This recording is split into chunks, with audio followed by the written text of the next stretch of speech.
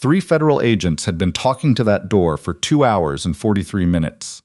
The dog inside hadn't stopped whimpering for a single one of them. Bridget Dunne heard it before she saw anything, a low cycling sound that cut through the PA system noise and the muffled radio chatter and the particular held-breath quality of a hallway full of people who understood that the situation on the other side of room 412 could end in more than one way. She'd taken the wrong elevator. The paperwork she needed was in the administrative office on the 2nd floor, but the elevator had opened onto 4 instead of 2, and she'd stepped out automatically because she'd been running the discharge checklist in her head and not paying attention to the floor indicator.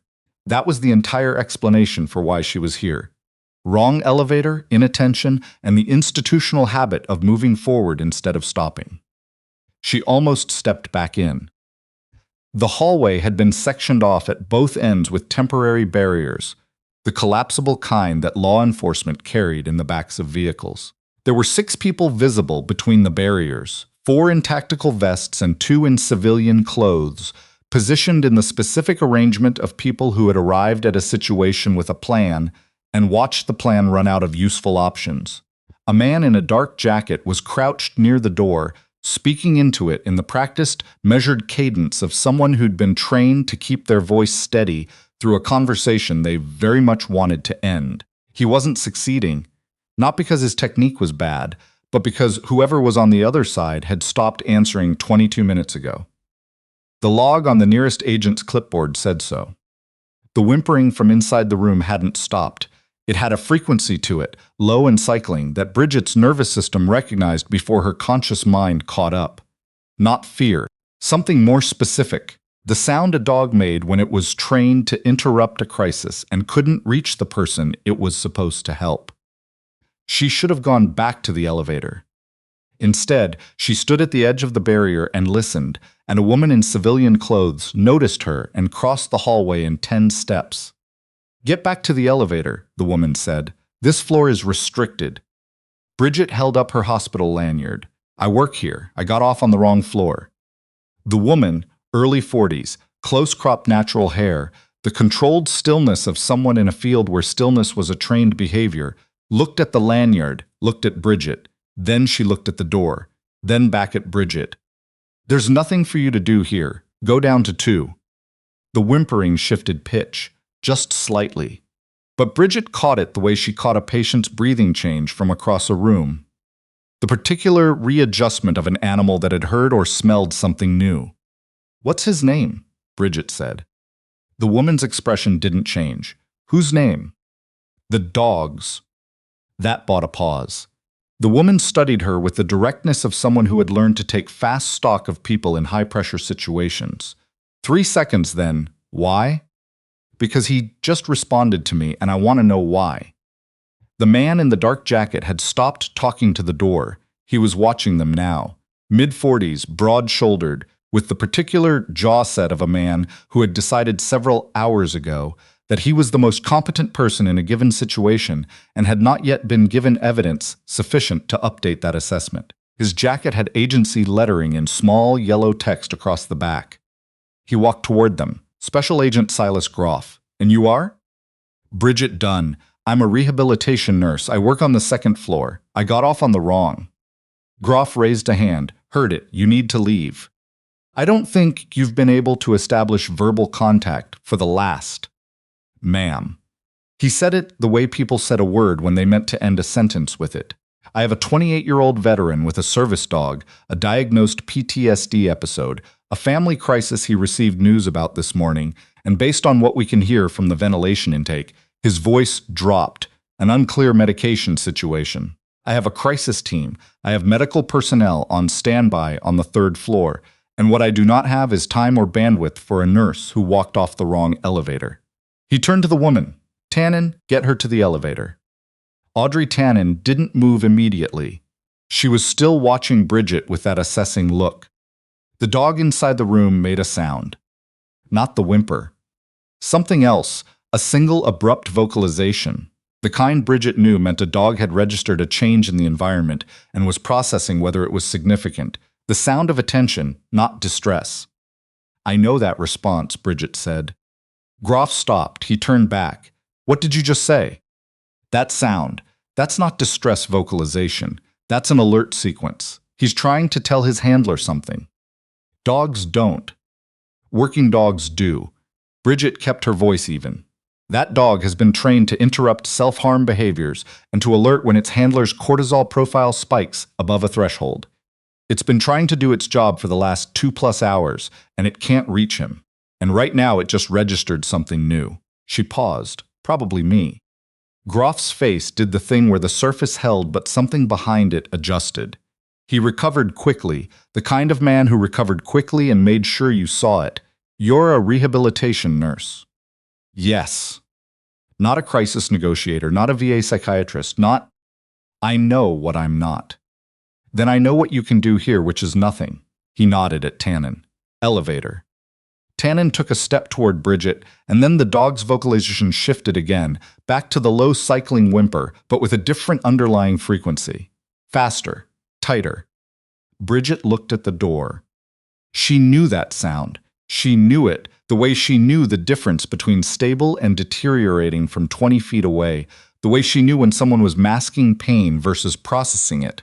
She had spent 14 months learning to read that specific frequency in conditions she was not permitted to describe in any detail, in environments that made a hospital hallway look like a controlled lab. She said quietly, to no one in particular, "He's in distress. The handler. Whatever the dog was responding to 3 minutes ago has escalated." Groff was already walking back toward the door. He didn't turn around. "I am aware of the situation, Ms. Dunne." "The dog is trying to physically interrupt something," Bridget said. "That's what the change in frequency means. It's not alerting anymore. It's activating." Groff paused. His back was to her. He didn't turn. Tannen was watching Bridget with an expression that had moved past assessment into something harder to name. Her voice, when it came, was quieter than before. "How do you know that?" Bridget adjusted the strap of her bag. "The same way I know that whoever trained that dog used a dual threshold interruption protocol. One threshold for alert, one for active intervention. And right now he just crossed into the second one." Silence. The hallway kind, that held breath variety where the ambient sounds continued. Radio chatter, the distant PA, someone's shoes on linoleum 3 sections over, but the people in the immediate space had gone still. Tannen said, "His name is Hondo." Bridget looked at the door. She made a decision before she fully registered making it. The same autopilot that ran in the rehabilitation ward when a patient was going down faster than the monitors had caught. When something in the room's whole quality shifted before the numbers reflected it and someone needed to move. She walked toward the door. Groff turned around. "Ms. Dunne." She was already crouched at the gap beneath it, not touching, just close. The whimpering was louder here, more textured. She could hear underneath it the specific rhythm of breathing that wasn't sleep and wasn't calm and wasn't anything she wanted to hear from someone alone in a room with an unclear medication situation and a crisis that had passed the 2-hour mark. "Hondo," she said quietly, "sit." Not the standard command. The inflection, the layering. There was something in the way she said it that wasn't her personal preference or training habit. It came from somewhere else, from a specific period of her life that lived in her muscle memory like a second skeleton. The whimpering stopped. Not gradually, all at once. The silence from inside room 412 was so complete and sudden that Groff took an involuntary step toward the door. 2 of the agents near the barrier exchanged a look. Tannen went perfectly still. Bridget stayed crouched. "Hondo," she said again in the same register. "Good boy, stay." From inside the room, the sound of movement, not erratic, purposeful, pause on tile, the soft sound of a dog pressing against the bottom of a door. A wet nose appeared in the gap. Bridget held her hand near it, not touching, just present, the nose pressed against her palm. Behind her, Groff said very quietly, "What did you just do?" Bridget didn't answer immediately. She was reading the dog's breathing, in, out, in, slower now. Good. That was what she needed. What she needed to know was whether Thomas Ryle was still responsive on the other side, and whether she had perhaps 30 seconds to find out. "Thomas," she said, raising her voice just enough. "My name is Bridget. I'm a nurse. Hondo is okay. She paused. Talk to me about him. When did you get him? Silence from inside the room. Different silence from the hallway, both kinds pressing in. Then, faint, rough-edged, the voice of someone who had been in a room alone with their own worst thoughts for nearly 3 hours, 14 months ago. Bridget felt the exhale leave her body before she consciously chose it. He was verbal. That was the first thing. She cataloged the vocal quality, labored, slow, but present.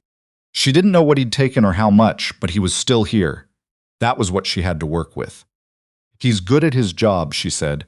He's been working hard this morning. A sound from inside, something that might have been agreement or might have been grief. My mom has been sick, the voice said. They said the claim was denied. I can't. She waited. They said it was pre-existing. There's nothing. I know, Bridget said. She didn't say it the way people said I know when they meant I'm listening. She said it the way she'd learned to say it 14 months into fieldwork, when she'd understood the difference between validation and presence. She was present. She was 2 feet from him through a door, and she was completely present. That's a terrible thing to carry alone. Groff was crouching beside her now. His voice was very low. What does he have? It wasn't a question. She didn't look at him. I don't know yet. Is he? He's talking, she said. Quiet. She heard Groff make a sound behind his teeth. She understood the impulse. He'd been here for 3 hours. He had a protocol and a team and a textbook, and none of it had moved the needle. Now she was crouched at a door gap, and a dog's nose was pressed against her palm, and somehow that was the thing that had produced a voice from inside the room. She understood why it ranked him. She'd spent a significant portion of a certain period of her life being in exactly the position he was in now, for different reasons, in very different places. Thomas, she said, Hondo just did something that took training. Did you know he was going to do that? A pause. Yeah, he's supposed to, the voice stopped. He's supposed to what? Get between me, and he stopped again, differently this time, like something closing. Bridget made the call before she could second-guess it. She used a word, one word, not English, not standard ADA service dog vocabulary. Something that existed in a training framework that had been formally retired from documentation 8 years ago and lived now only in the behavioral conditioning of dogs that had come through a specific program. The command meant release to handler, not a trick, not a behavior, but a relational signal. It told the dog that its handler needed it specifically, not as a working animal, but as a presence. Through the door, she heard Hondo move. Then she heard Thomas Ryle cry. Not the sound of someone who had given up. The sound of someone who had held something for so long that the first moment of release felt indistinguishable from breaking. Tannen made a sound behind her, quiet, involuntary. One of the younger agents near the barrier took a step forward before catching himself. Groff said nothing, but she felt him go still. Thomas, Bridget said, I need you to tell me one thing. Can you do that? The crying didn't stop, but it changed quality. Yeah. Did you take something? A pause too long, then yeah. Bridget turned to Groff for the first time since she'd crouched down. Her voice was level. Get your medical team from 3 moving now. Tell them probable oral ingestion, unknown quantity, still verbal and responsive, but we may have a narrow window. She looked at him steadily. Tell them to come without the gurney. He needs to walk out of that room on his own. Groff stared at her. She could see the architecture of his resistance, the assessment that she was a rehab nurse who had wandered onto the wrong floor, working against the evidence of the last 4 minutes. The math was not coming out in his favor. He stood, moved down the hallway, spoke into his radio low and fast. Tannen crouched beside Bridget. She was close enough that Bridget could hear her breathing. Who trained you? She said. Bridget kept her eyes on the door. I'm a rehabilitation nurse at Mercer VA. That's not what I asked. I know. Thomas, Bridget said, the medical team is coming. They're going to help with whatever you took. She paused. Hondo's going to stay with you the whole time. He's all I have right now, the voice said. I hear you, Bridget said. And she meant it without qualification. What's happening with your mother is real, and it matters, and it's not going to be solved in the next 10 minutes. But the next 10 minutes still have to happen first. She paused. Can you unlock the door? A long silence. Hondo made a small sound from inside, the low murmur of a dog performing proximity comfort. Then the sound of a latch. The door didn't open all the way. It cracked 3 inches, and through it Bridget could see the edge of a man sitting on the floor with his back against the bed, a Belgian Malinois mix pressed tight to his left side. The dog's head turned toward the gap with the focused, intelligent expression of an animal that had just done something it had been trained for and understood it to have been the right call. Thomas Rial was 28 years old. He had the hollow-eyed look of someone who hadn't slept in a long time, and his hands were shaking, and he was alive and looking back at her. "Hey," Bridget said. "I'm Bridget." He looked at her for a moment. "What did you say to him?" "Earlier." "That word." "Something I learned a long time ago." Thomas looked down at Hondo. Hondo looked back up at him with an expression that dogs were not supposed to be capable of and nonetheless managed regularly. The particular steadiness of an animal that has chosen its person and means it completely. The medical team came in from the stairwell, moving without the gurney, the way she'd asked. 2 paramedics and 1 in VA scrubs running calibrated and quiet. Good, that was right. Bridget moved back from the door and let them through. Not because she'd been replaced, because this was their work now, and what Thomas needed in the next hour was people whose job it was to carry him forward. She had done the things she could do. The rest wasn't hers to hold. Groff was standing against the wall with his arms crossed and an expression she couldn't immediately read. Not the authority performance from earlier, something more internal. He watched the paramedics go in, watched the door. Then he turned to Bridget. "How did you know about the medication?" he said. "Vocal quality," she said it simply. "Slowed response time, flat effect underneath the emotion. The breathing pattern had been wrong for at least 20 minutes before I got off that elevator, if you were listening for the right things." She paused. "His dog knew before any of us did. That's what the alert sequence was." "That command you used," Groff said, "the one that made Hondo stop." Bridget said nothing. "That wasn't standard." "No," she agreed, "it wasn't." Groff was quiet for a moment. His jaw was doing something complicated. Where does a rehabilitation nurse learn a non-standard service dog command protocol? Bridget looked down the hallway toward the door, where one of the paramedics was visible through the crack, working quietly and methodically. Thomas Rial was still talking. She could hear his voice, lower now, steadier. "That's a longer answer than we have time for right now," she said. Tannen had moved closer.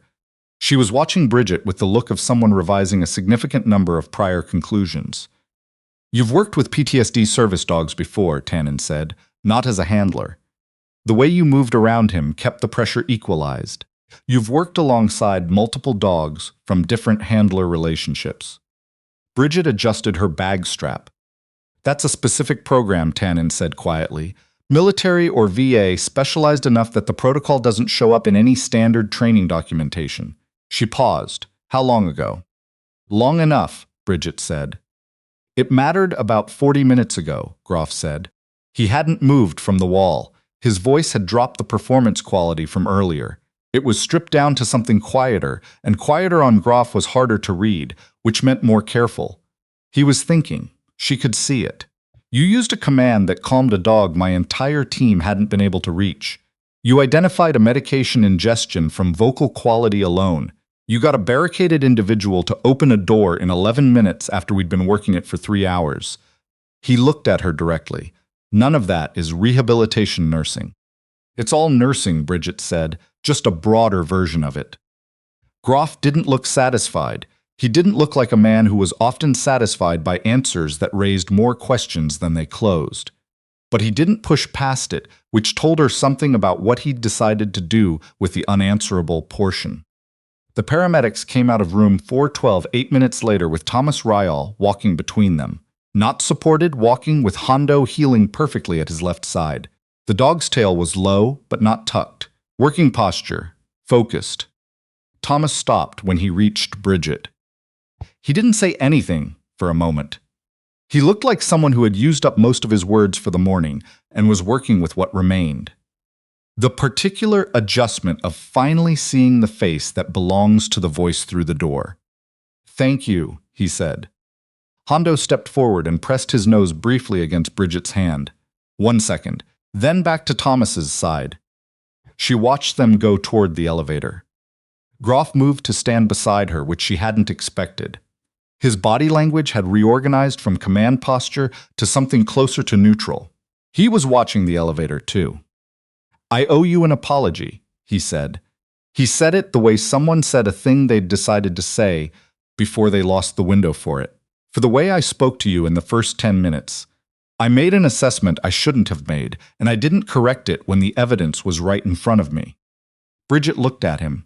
"You told your agent to walk me to the elevator." "Yes." "You said I had nothing to offer." "I did." She looked at him steadily. He held it, which she gave him credit for. Some people, when they realized they'd made a wrong read, did something complicated with it. They defended the wrong read, or they overcorrected into a performance of apology that was really about their own discomfort. Groff held it. Uncomfortable, which was at least honest. "You cleared the barrier when it mattered," she said. "The medical team got moving in under 2 minutes. That's the thing that kept the window open."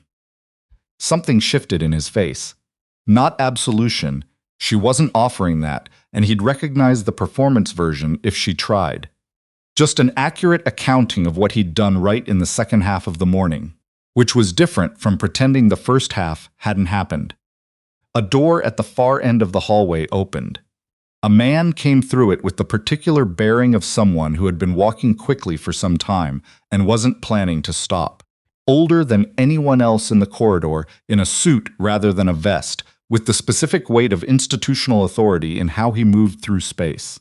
He stopped when he saw the hallway, the paramedics gone, the barriers coming down, Bridget and Groff and Tannen standing in the residual quiet of a situation that had resolved when it very much could have not. His eyes found Bridget in about 4 seconds. Tannen said quietly, "Director Oswalt. He oversees the VA Crisis Intervention Program." Oswalt stopped 8 feet from them and looked at Bridget the way someone looked at a document they were trying to verify. Methodical, unhurried. Then he looked at Groff. "Situation resolved," he said. "Patient is en route to the 3rd floor medical bay, verbal and ambulatory." Oswalt looked at Bridget again. "And you are?" "Bridget Dunne, rehabilitation nurse, 2nd floor." Oswalt absorbed this. He was the kind of man who processed information by becoming very still. He said, "What happened here?" Groff answered before Bridget could. "Ms. Dunne was on this floor inadvertently. She made an assessment of the situation that our team had not been able to make in nearly 3 hours. She established communication and patient exit." He paused. His voice was even, not defensive. "Without her, we were looking at forced entry and a significantly different outcome." Oswalt turned to Bridget. He'd given those words weight, the weight of someone choosing to say a true thing in a form that would survive being written down. "Do you have a few minutes?" he said. She thought about the discharge paperwork waiting on the 2nd floor. "The patient intake at 11, she said, "Yes." He tilted his head toward the conference room at the end of the hall. The conference room smelled like institutional coffee and carpet that had absorbed a decade of difficult conversations. Oswalt sat at the head of the table. Bridget sat across from him. Tannen took a chair to his right. Groff sat at the end and put his hands flat on the table in front of him. "We have a veteran who is alive," Oswalt said, "because a nurse took the wrong elevator and then made a series of calls that my trained crisis team had not been able to make." He paused. "I've been working in VA mental health infrastructure for 16 years. In that time, I've seen a background flag at the level yours carries exactly twice. Both times, the person it belonged to had been involved in work that the DoD prefers to acknowledge only in very careful language." He looked at her steadily. "I'm going to ask you something directly. You can tell me it's above my clearance level, and I'll accept that." Bridget met his eyes. "Were you," Oswalt said, "part of a classified joint program running under a designation related to behavioral health and K-9 operational support?" The conference room was quiet. Somewhere down the hallway, the PA announced something unrelated, and for a moment, the ordinary sounds of the building reasserted themselves around the silence at the table. Bridget said, "Yes." Oswalt nodded once, the nod of a man who suspected and is now confirmed. Tannen said the word carefully. TETHER? Program TETHER, Bridget said. It ran 4 years. Joint VA duty. It embedded behavioral health clinicians with operational K9 units, not as handlers, as clinicians. We worked the stress responses of both the handlers and the dogs simultaneously. The program was dissolved on administrative grounds 8 years ago. And after dissolution? She looked at the table. She'd spent 8 years not having this conversation. Not because she was ashamed of what TETHER had been. It had been good work. Work that had mattered in ways she still measured every shift at the VA. But because the dissolution had come with a particular institutional exhaustion of something effective being taken apart by people who understood its budget better than its outcomes. It was easier to put it down and walk into rehabilitation nursing and be useful in ways that didn't require clearance to acknowledge. She thought about Hondo's nose against her palm, about Thomas Ryall walking to the elevator under his own power. I transitioned to civilian medicine, she said. I've been at Mercer for 3 years. Oswalt was quiet for a long moment. Thomas Ryall is going to need ongoing support. He said it carefully. Specifically someone who understands the relationship between him and that dog at a clinical level. His current care team doesn't have the framework for what Hondo is trained to do. Nobody's current care team does, Bridget said, because the program doesn't exist anymore. The room went quiet in the way rooms went quiet when someone had said the true thing and the table was deciding what to do with it. Groff said, for the second time that morning, something she hadn't expected him to say, I was wrong. She looked at him. In the hallway. He held her gaze without reaching for a qualifier. Everything I said in the first 10 minutes, I made you smaller than you were and it cost us time we couldn't afford to lose. He paused. That's going into whatever report gets filed today. I'm telling you directly because you deserve to hear it that way first. Bridget thought about Thomas's voice through the door, the long pause before he'd answered her about the medication. Hondo moving across the tile toward him. Thank you, she said, and then, because it was also true, you got the medical team moving in under 2 minutes once you decided to move. She paused. That's not nothing. Something shifted in his face, the specific adjustment of a man who has received an accurate accounting rather than absolution and finds it, unexpectedly, more useful. The meeting broke apart in stages. Oswalt took a call. Tannen was needed for incident documentation. Groff left with the purposefulness of a man who had a report to write and had decided to write it accurately. That left Bridget in the conference room with cold coffee and the particular residual stillness of a situation fully through. Her phone buzzed, a number she didn't recognize but an area code she did, Federal Complex DC Exchange. She stared at it through 2 full cycles, then answered. The voice on the other end was one she hadn't heard in 6 years. She would have recognized it in 40, calm, precise, slightly flattened by years of institutional settings. Bridget, said Dr. Lenora Baird, I think it's time we talked. Bridget went very still against the wall. Dr. Baird had run TETHER from inception, had fought for its continuation through 4 budget cycles and lost on the 5th. Bridget had not spoken to her since the dissolution paperwork had been filed, because Lenora Baird was one of those people whose presence was indistinguishable from the work you'd done together. And, when the work ended, it felt like a door she'd decided to leave closed. How did you know I was here? Bridget said. Your name came up in a flag query 30 minutes ago. Baird's voice was measured, unhurried. Someone at the facility ran a background check with a TR code pull. I have an alert on those. There have been 3 in the last 8 years, and all 3 were me running the check myself. She paused. Until now. What do you want, Lenora? The same thing I always wanted. Baird said it without weight, which somehow gave it more. To do the work correctly. She paused. I've been working for 4 years to get a successor framework funded. Something smaller, more sustainable, without the classification overhead that made TETHER politically vulnerable. What you did this morning is the clearest documented clinical outcome I have from any TETHER-trained clinician since the program ended. Bridget was quiet. I'm not asking you to come back to anything, Baird said. I'm asking you to let me use today's incident report as a case study, with your consent and your name attached in whatever form you're comfortable with. And Thomas Ryall? Bridget said. What about him? His care team needs someone who understands the TETHER protocol, the dual threshold conditioning, the behavioral health integration. Without that, they're going to manage him with standard PTSD interventions that aren't built for the kind of bond he and Hondo have. She paused. He might regress. I know, Baird said. That's not in your case study, Bridget said. That's a clinical gap that needs filling right now, not in the next grant cycle. I know that too. Baird's voice was careful. I'm hoping it's something you'd be willing to consult on. I'm a rehabilitation nurse, Bridget said. That's not changing. I understand. And I have conditions, non-negotiable ones. Baird was quiet for a moment. What are they? First, Thomas Ryle gets a dedicated consult from someone TETHER trained starting this week. Not a referral, not a wait list, this week. Agreed.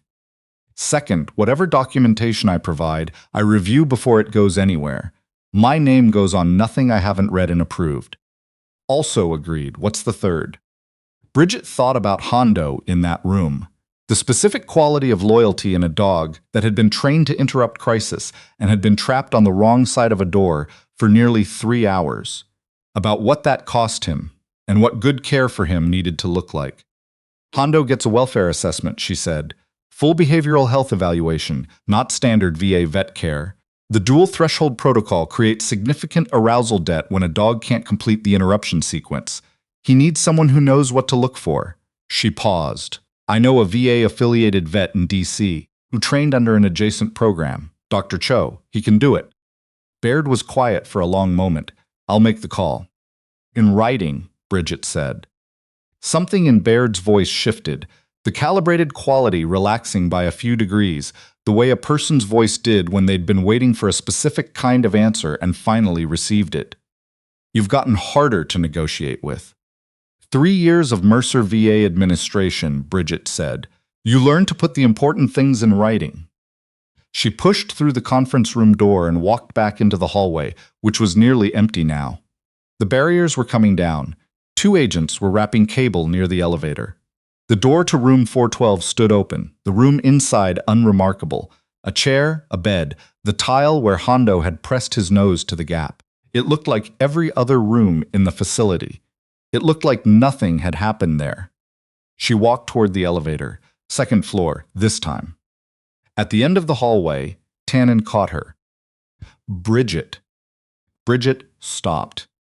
Tannen crossed toward her with the efficiency of someone who had arranged what she needed to say in order. I sent a consultation request to Ryle's care coordinator. Flagged it urgent. Your name is on it as the recommending clinician. Bridget looked at her. You didn't have to do that. I know. Tannen paused. I did it because it's the right call. She held Bridget's gaze with the directness that Bridget had been reading from the beginning of the morning and had decided to trust. What you did here, Thomas's chart is going to reflect it. Groff's report, mine, the incident documentation. Your name belongs in those files. Bridget was quiet for a moment. Is that? Tannen started. It's fine, Bridget said. It should be there. Tannen nodded. Then quieter. I've been doing crisis work for 11 years. I've never seen anyone do what you did this morning. Not like that. What you said through the door. Bridget adjusted her bag strap. Thomas opened the door. That was Thomas. He wouldn't have, Tannen said. Not in the next hour. She held Bridget's gaze. That matters. Bridget pressed the elevator button. The doors opened. She thought about Hondo's nose against her palm. The way he'd pressed there for 1 second and then returned to his handler's side, because that was who he was for, and he knew it completely. Tell Thomas he has a good dog, she said. Tannen nodded. The elevator closed. On the 2nd floor, the administrative office was open, and the paperwork was where she'd left it, untouched. The woman at the desk gave her the particular look of someone who had spent 40 minutes wondering where the nurse on a simple paperwork errand had gone. Sorry, Bridget said. Wrong elevator. She sat down at the side table and worked through the forms with the same presence she'd used to read Hondo's frequency changes, the same attention she'd used to speak to a man she couldn't see through a door, applied now to the ordinary bureaucratic language of patient discharge coordination. Her phone buzzed. Text from Baird's number. Dr. Cho confirmed for Hondo's welfare assessment Friday morning. He knows what to look for. Then 3 seconds later, your conditions are in writing, sending end of day.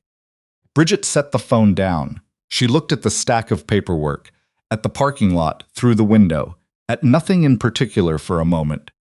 She hadn't fixed everything that morning. Thomas Ryall still had a mother whose claim had been denied and a crisis that would need months of careful work to process. Groff still had a report to write that would record both his errors and his corrections, which was the honest version of accountability and wasn't the same as comfort. Hondo still carried the arousal debt of 3 hours of uncompleted intervention that would take time and expertise to resolve properly. None of it was clean, none of it had gone the way anyone planned. But she thought about what Baird had said, that what she'd done this morning was proof, not of something she'd been before, but of something she'd never stopped being. The nurse who listened for what the sound meant underneath the sound. The person who pressed her hand against a door because a dog had told her someone needed her to. She'd been at Mercer for 3 years. She knew the second floor's rhythms the way she knew her own breathing. That wasn't going to change. But the door she'd spent years with furniture stacked in front of was standing open by about an inch, and standing there wasn't the same as going back through it. It was just being honest about the room. She picked up her pen and finished the paperwork. And downstairs, in a medical bay on the 3rd floor, a dog named Hondo pressed himself against the side of a man who was alive and receiving care, doing the work he'd always been built for, waiting with the particular patience of an animal who understood that some things required stillness before they could begin to be okay.